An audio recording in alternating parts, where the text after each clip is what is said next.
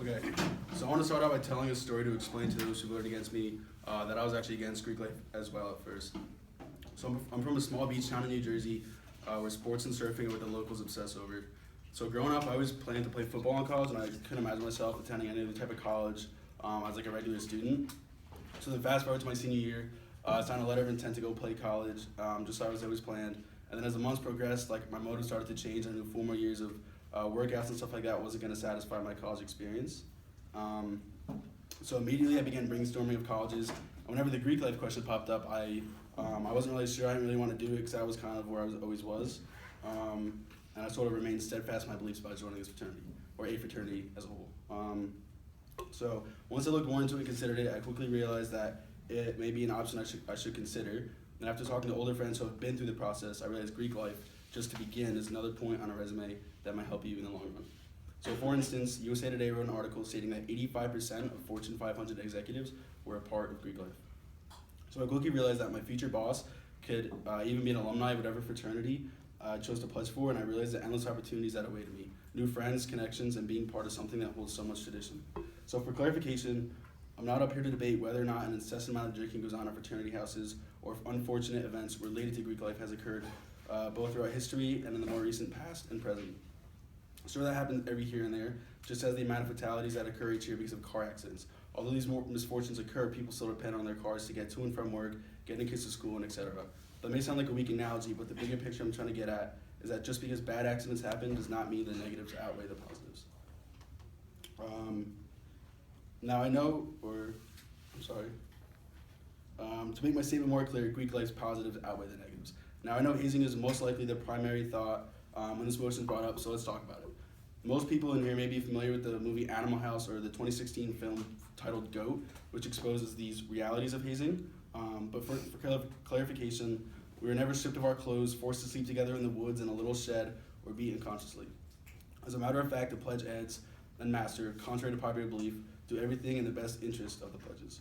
The forms of hazing nowadays allow for the group of pledges to form a bond and become a close-knit unit of friends. If you look at the armed forces, Marines, Navy SEALs, you name it, the tough times when the greatest relationships are formed. I'm not trying to compare the general purpose of fraternity, hazing, and special forces, but the fact of the matter is that there are a lot of good that comes out of adversity. Another plus side to being a pledge is that it allows for structure. Once 5 days of waking up for high school each week and attending practices until the sun goes down is over, college leaves individuals with the option to sleep in every morning and casually do homework or study if you're motivated enough to even do so in the first place. The autonomous lifestyle college gives to young adults can be dangerous, but pledging allows for new, fresh baby-faced high school students, high school graduate students to adapt to the college life by taking advice from the older guys, all while having to complete tasks such as building objects for the next upcoming social event. So this enables new college kids to not get lost in the sauce immediately and put their minds to work to complete a task that will benefit something bigger than themselves.